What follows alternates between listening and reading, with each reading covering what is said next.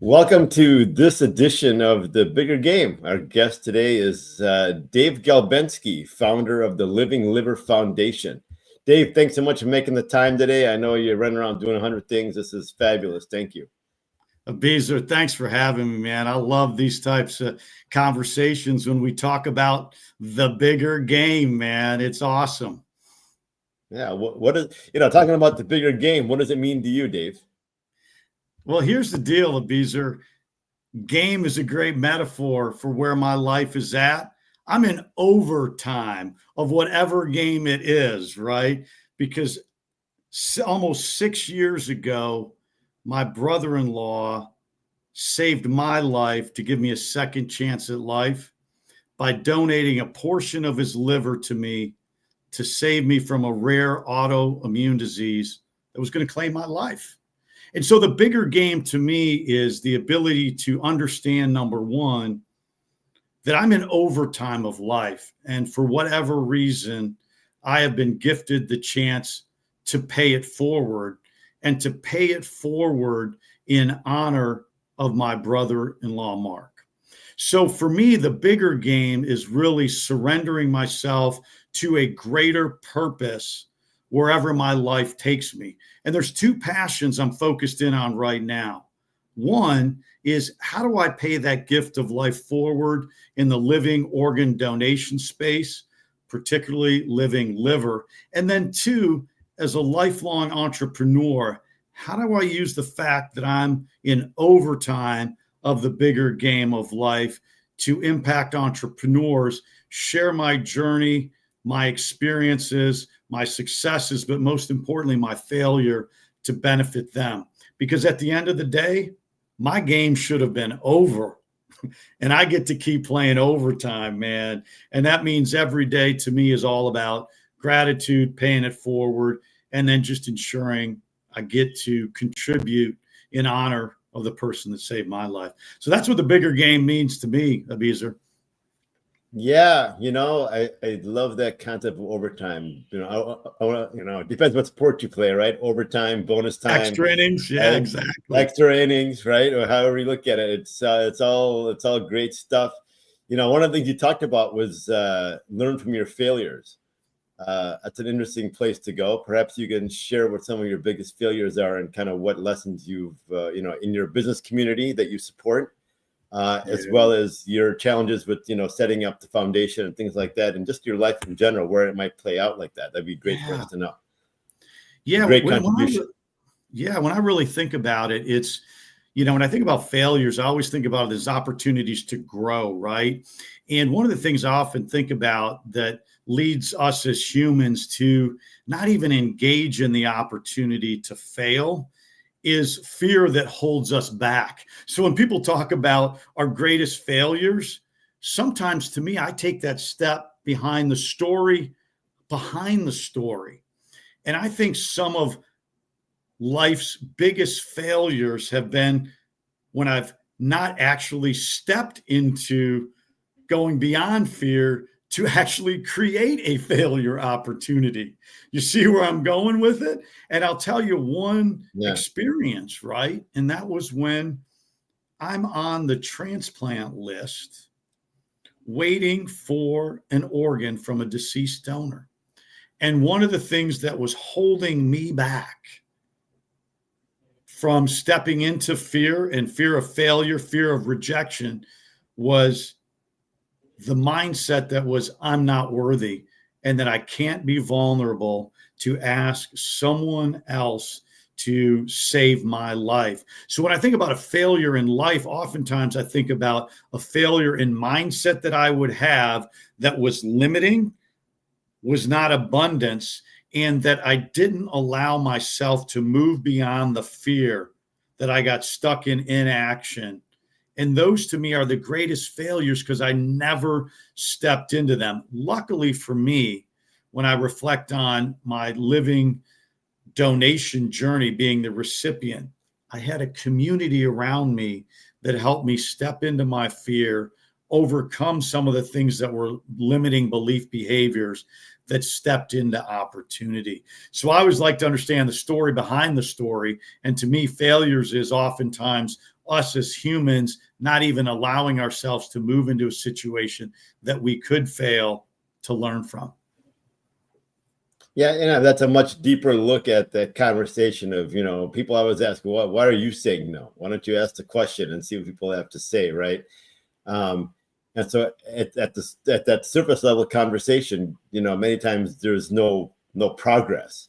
However, the way you described it, right, even in the coaching space when I'm coaching people and like you're coaching people, getting behind what's being said, getting to the unsaid, right? Yes. As I call it, is the sauce, because at that point then you're actually speaking to the fear you're talking about, and now I can acknowledge it and I can deal with it in some fashion, right? Otherwise it's just like that boogeyman thing that's always elusive, and I don't know what it is, but something, I'm not going to make that request. Yes. Right. So Beezer, to me, I think that is phenomenal. Yeah, to me, it's always the story behind what we're hearing or the story in what we're telling ourselves. So I always think of those two things, right? What's going on in our mind internally?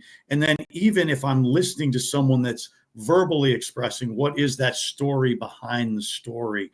And that's where, when I think about failures in my life, it's that I didn't even allow myself to move into that because either my internal story or externally I would be telling someone that and they couldn't help me unlock it. And luckily, I've had the gift of people helping me unlock that. And you've had the gift of being open to receiving it. I think that's also huge. You get to acknowledge Dave for that. And you can have all kinds of people, you can bring a horse to water, but you can't make them drink, as the old saying goes. And so, you got to want to drink no matter what. So I acknowledge you for wanting to drink. That's huge. I mean, when you think about it, it saved your life. Yes. Right? Just a simple mindset shift that we look at it and think, okay, it's a simple mindset shift. However, the ramifications of it are priceless. They really are. I mean, I think about two other things that I learned along my transplant journey. Yeah. And us as listeners taking this, taking that nugget for ourselves, that how many times do I say no? Or how many times do I let my own head trash get in the way? And what is the impact of that? This is a clear example of, even talking to Dave today, if he hadn't had the blessed gift of receiving it and then being able to do something with the fact that, boy, it's just my own limiting belief. Yes. So the ramifications are they're life and death. Right. I mean, mine was a life and death choice, life or death potentially. And I think about all those situations that our own mind that may not be life or death, but impact the trajectory of our lives. And so there's two things I think about, Abizer, in that realm is one, just the very simple aspect of, am I looking at a situation with abundance or scarcity? You talk about head trash, right? Oftentimes it's the one filter we look at any situation. Am I looking at it abundance or scarcity? If we choose abundance, limitless possibilities. If we choose scarcity, limited possibilities. And then the second thing I think about is, how do we live our lives with what I call realistic positivity? It allows us to understand sometimes very brutal facts, unfavorable facts, challenging facts, intense facts. Sit with those, understand them, but yet move to a feeling of optimism, positivity, the ability to move forward versus a victim mentality, a paralysis mentality, the opportunity not to move forward. So when I think about, three things that we're talking about, it's mindset, abundance versus scarcity. It's being able to acknowledge challenging things in front of us and doing it with positivity, with optimism to move forward, not with negativity and victimhood. And then it's understanding the third thing, which is saying, whoa, what is the thing that I'm fearing that maybe doesn't then allow me to move forward? And can I be in community or in conversation with someone else that allows me to get through that last little bit to create the opportunity? And so those three to me just are intertwined in the bigger game of life as a framework for any of us. Am I abundance versus scarcity? How am I confronting the brutal facts with my own emotions? And then am I surrounding myself with a community that allows me to break through those to get to the end game?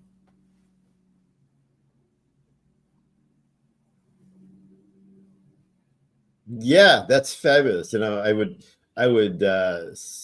perhaps sum that up and say, it's about accepting the situation as it is, like you said, reality, right? Accepting reality, and then bringing some higher energy to it, whether it's like you said, positivity or gratitude, or any kind of, or abundance, even like you talked about, right? And approaching because like you said, the victimhood thing, at least in my experience as far as I'm coaching, right? It's about the person, me not willing to accept reality. So I become a victim to my lack of acceptance of what's going on around me. Like that shouldn't stand. It shouldn't be like that. Right. Yes. And it's like I tell my coachees many times, it's like me being in Michigan trying to get to California, but looking at directions from Florida to get to California. Right. It doesn't compute. Can't get there. So yeah, I love that. I love how you break that out into 3 steps. I think that's really 3 or 4 steps. That's really what it's about. I love that. Yeah, and I think a Beezer, when you take us a little bit down this abundance conversation a little bit. How does that apply? Yeah. To me, when I think about abundance, I think about the fact that where it first hit me was a choice when I was diagnosed with my rare autoimmune disease, that the trajectory had no proven cure but for entering end stage liver disease and hoping someone saves your life, and no known trajectory of how long the disease would take to get to end stage liver disease. It could have been months, years, decades. And for me, the abundance versus scarcity concept was, we can choose to live our lives with an abundance mentality, which means going in every day knowing that we're going to bring the best version of ourselves and not be limited by external forces.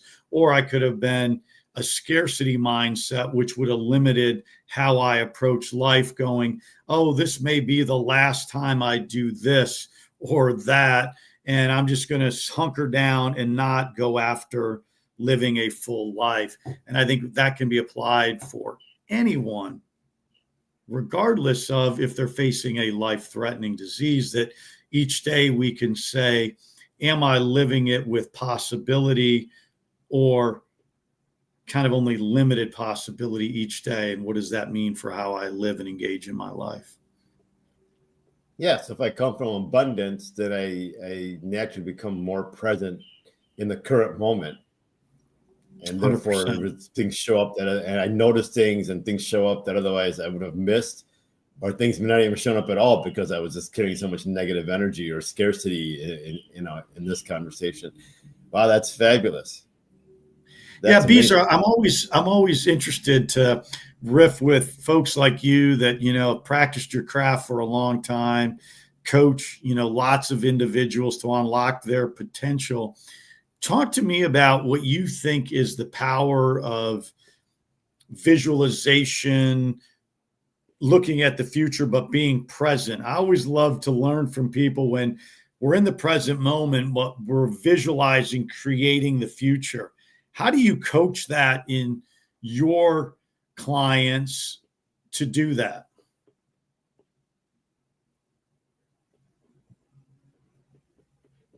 To shift the perspective, to get from scarcity to abundance. Tell me more about the question.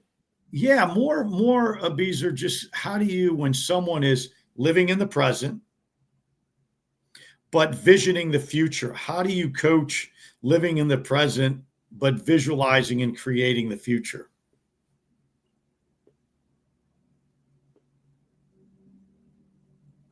I think, I think you spoke to a lot of it from gratitude, right? You started off this podcast with the word gratitude along the way, right?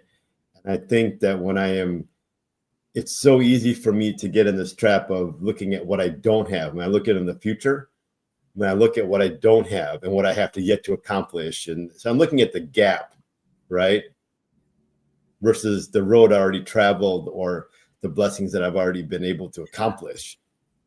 And so when I fall into that conversation, it comes back to the second point you made about the whole victimhood conversation. I become a victim to the gap. So I flustered, annoyed. This didn't get done today. That didn't happen. If someone said no, failing to succeed. And in my world, there is no failure per se. There's just an opportunity, right? So the fact that I didn't get what I wanted today means there's a bigger success coming down the road, because I needed to experience this in order to be actually able to harness the success that's coming, right? Yeah. Inside of your abundance conversation. Yeah. So to me, it's all about focusing on the gratitude portion. And from gratitude, all those other pieces start to roll out, right? I start to appreciate what I do have, what capabilities I do have. The gap becomes much smaller all of a sudden.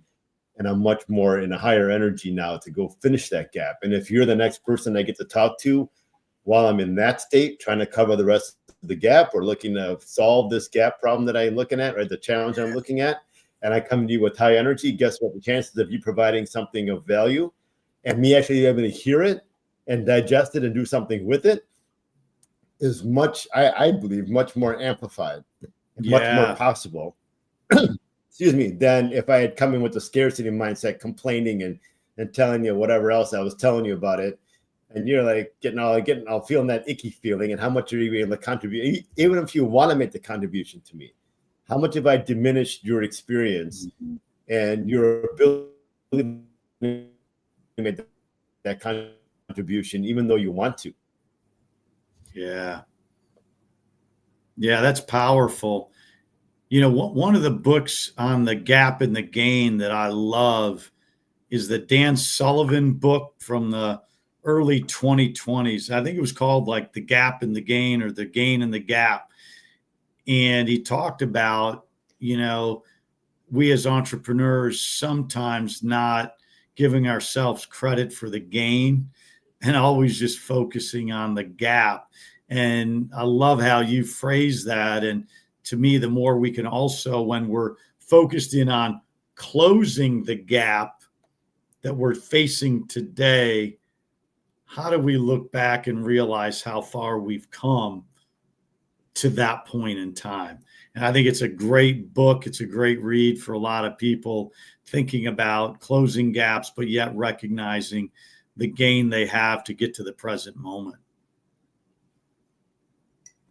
Yeah, I think gratitude is an access point for a lot. You know, love, acceptance, humility, gratitude. I think all of these pieces, when I start looking at that and I give myself some of that generosity, I'm not as apt to be so hard on myself. I may not be so hard on Dave and whatever's going on, right?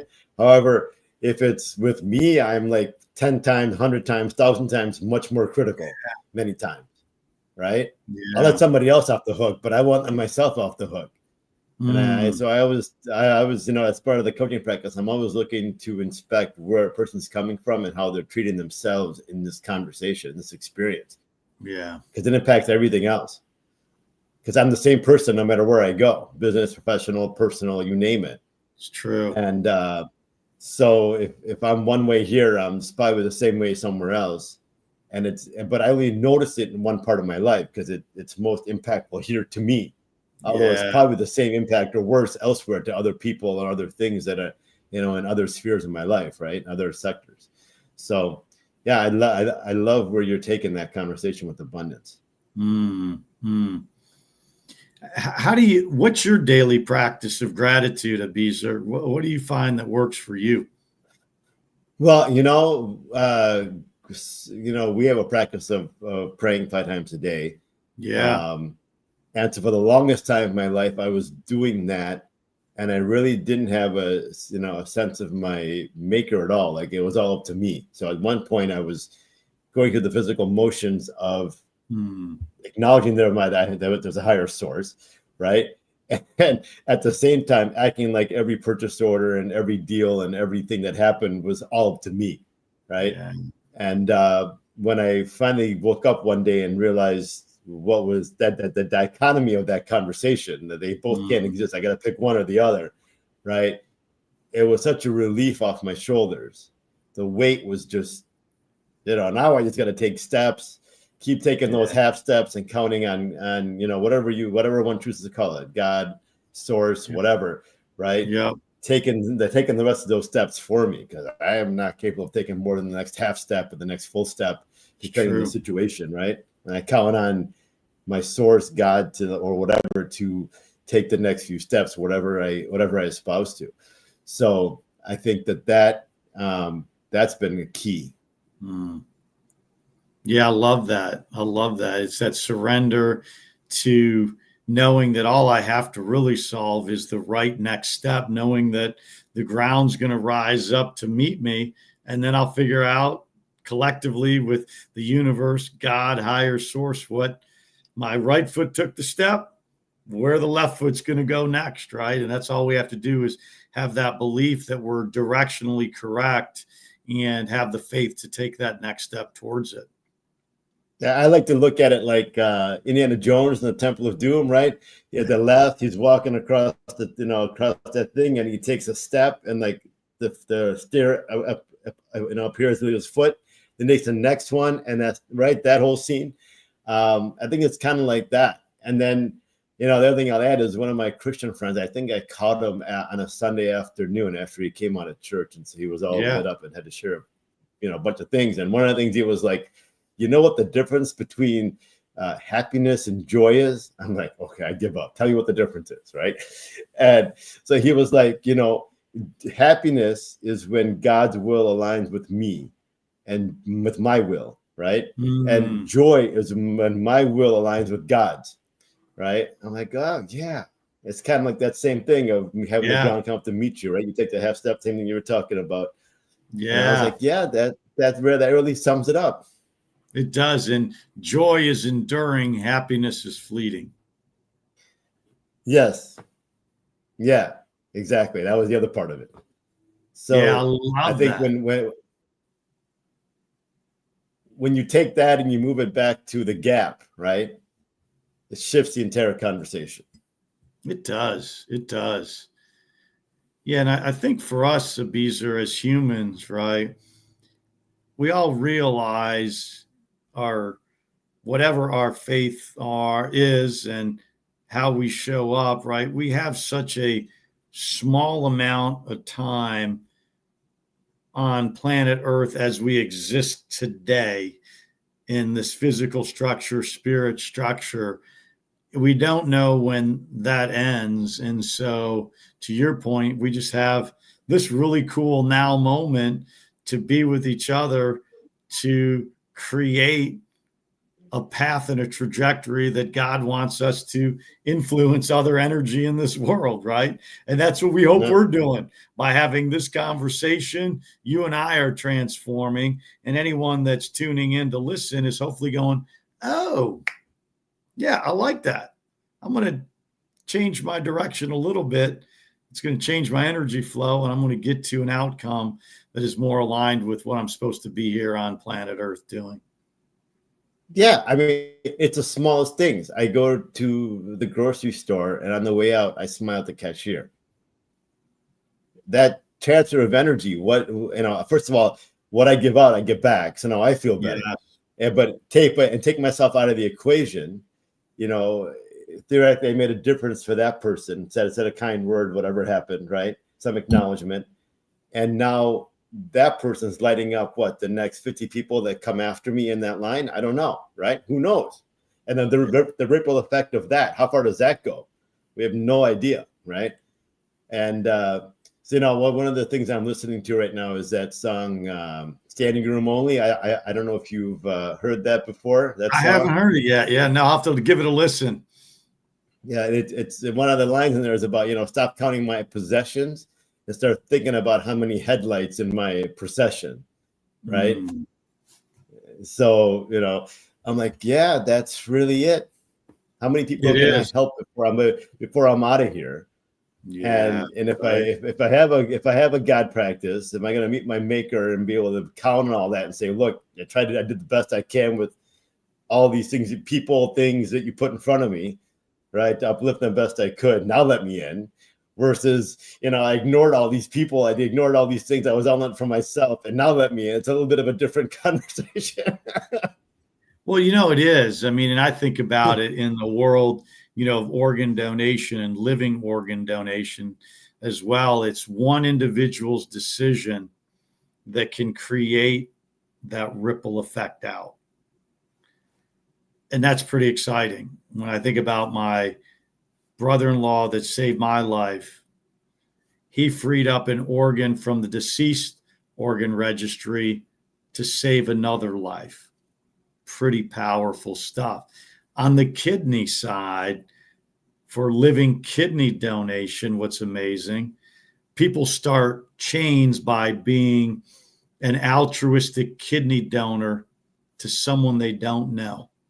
And then that unleashes this chain of other people then becoming matches to others, where that ripple effect saves sometimes 5 additional lives, 10, 20 lives, when that one altruistic donor doesn't know who's going to get it, unlocks all these other matches of people to save lives. That to me in the organ donation world is the greatest illustration of the ripple effect. Just like the smile you talked about can go from one person to another, to another, to another. In organ donation, that can ripple to go saving life 2, saving life 3, 4 by one individual choosing to take that action. Powerful ripple effect. Yeah, and the ripple effect goes bigger than that. Yeah, but let's expand on that. Now that you were gifted this, right? How many lives have you been able to impact 100%. since then? And then how many of those people impacted as a result of whatever you were able to offer them? And you go down that chain of donation you were talking about, all those people who are still around today or were extended life by a little bit of time or whatever they got as a bonus, right? How many lives did they impact along the way? How many loved ones were just overjoyed with what just happened? How many Yes. people those people impact? I mean, that ripple effect is unmet. It's uncalculable to me. It I don't know where is. it ends, right? Thankfully, it goes on for who knows how long. So, Yes. yeah, I think that's a great point you just made. I think, as we look at that whole organ donation space, which is what you're focused on as one of Yes. your purposes in life, right? It I is. think that story gets to be shared quite often, as much as possible.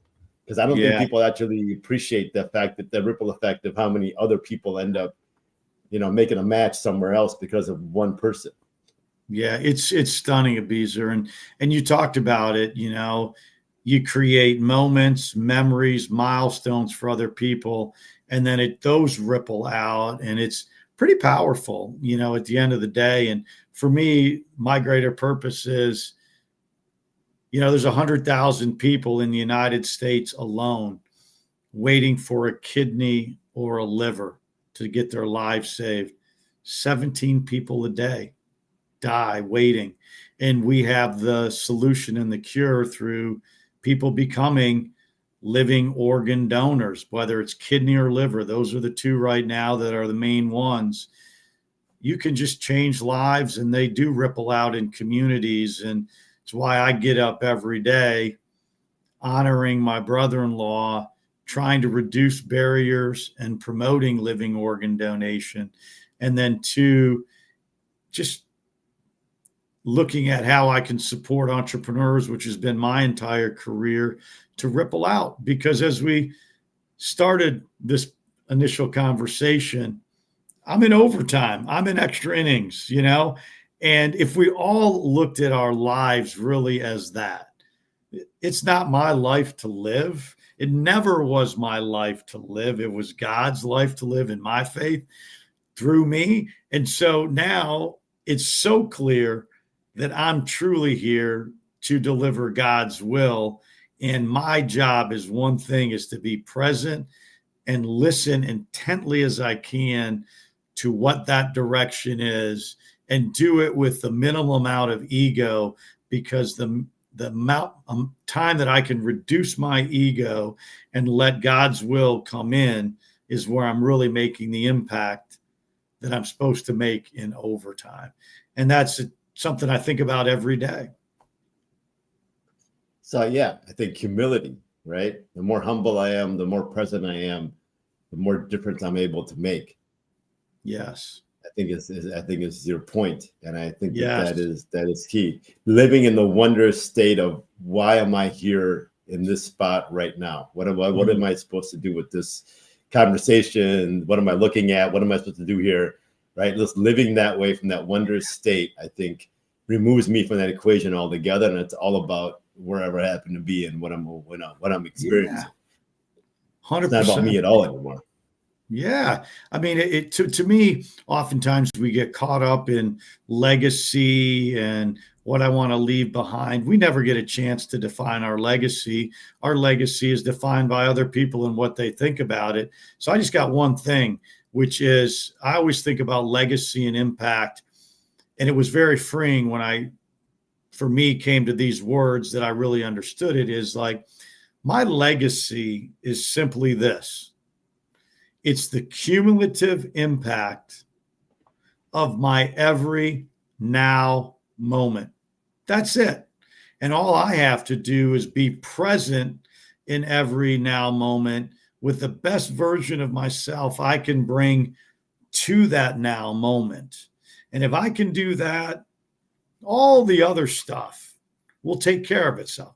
Now, it doesn't mean I'm perfect at it, but it's a mantra that I think about often, is when I'm not doing that, I'm minimizing my ripple effect, my impact. So the more I can practice that, that truly is my legacy of rippling out by just being me and present in every now moment. Releases all pressure on me to say, what really is my legacy? Legacy means I just needed to show up, hang out with a really neat guy like you, Abizer, that is wise, that has this really cool live stream called The Bigger Game, that we get to communicate, help each other transform. And anyone that may listen in, hear a snippet or there, maybe it puts them on a trajectory to impact their every now moment that is their legacy that ripples out. And that's, to me, the cumulative impact of life that is our universe that we live in. Just the lights in your procession. How many headlights in your procession, right? It comes down to that. And what it is. And there is no neutral. So either I'm making the impact or I'm making the other impact, right? But there is no neutral. And that's key. How many people think how many people think that, it only impacts me, right? So I'm not hurting anybody else. It's just something I'm dealing with, right? However, I'm dealing with it, so therefore I can't make that difference to the next person. So I really can't hurt myself without hurting others. So wise, right? And I know that's what you help lots of people unlock, just by being present, listening, understanding the story behind the story, helping them unpack it so that every now moment they have, they're closer to the best versions of themselves. Yeah. And therefore everything and everyone around them is somehow uplifted to get closer to the best version of themselves, right? Yes. And that's what it's all about. We're all in this together, man. No one's getting out alive, and we're all in this together. So true, Abizer. So wise, man. That's awesome. It's been a fabulous conversation. Thanks for sharing your wisdom with us, Dave. Always a pleasure. Is there anything you want to leave us with? I think a legacy was a great one. Is there anything else you want to say? Yeah, you know what? For me, anyone that's out there, because my mission is about getting to no one perishing on the wait list, I always leave with one thing, right? In living organ donation, we're not chasing a cure, we're chasing courage. And what that means is the cure is there, the technology's there. All we need are those courageous humans like my brother-in-law that step forward to save lives. So if anyone's spirit was moved to learn more about living organ donation, know that each day 17 people are waiting for an organ that don't get one. And anyone that hears this conversation can step forward and learn more to become a living donor to save a life, because we're not chasing a cure. We're just unlocking courage. And when that happens, you save a life by saying, I'm willing to become a living donor. So hopefully others may look into it and be inspired to learn more about it. And if their calling in life is to save another through living organ donation, I hope they listen to that whisper inside them that says, learn more. And maybe that's their calling in life, is to unleash the ripple effect through organ donation, like my brother-in-law, Mark Dybus, did almost 6 years ago for me. You know, so courage comes many times from knowledge, right? From understanding, Yes. from knowledge, from getting the landscape. So people want to learn more, because I think from learning more, I get more courage into the situation, right? When it's unknown, it's really scary, or really something I don't want to tip my toe into at all. If they want to learn more, how can they learn more? How can they connect with you? Yeah, 100%. So they can go to our foundation website, which is living, LIVING, liver, LIVER.org. And there's a lot of great resources to learn about living organ donation. And if they want to connect with me, I'm on social media a lot. So LinkedIn's a great spot. At Dave Galbenski, check me out at LinkedIn, and I'd love to connect and chat on all things living organ donation And business, right? Yeah, I love paying it forward in business, and just reach out. I'm a serial entrepreneur. Love to share insights and experience. But Abizer, thank you for allowing me this opportunity to connect with you. It's always a gift. Yeah, Dave, thanks for being so gracious with your time, and I look forward to connecting with you again soon. Have a great day. You too. Make it a great day.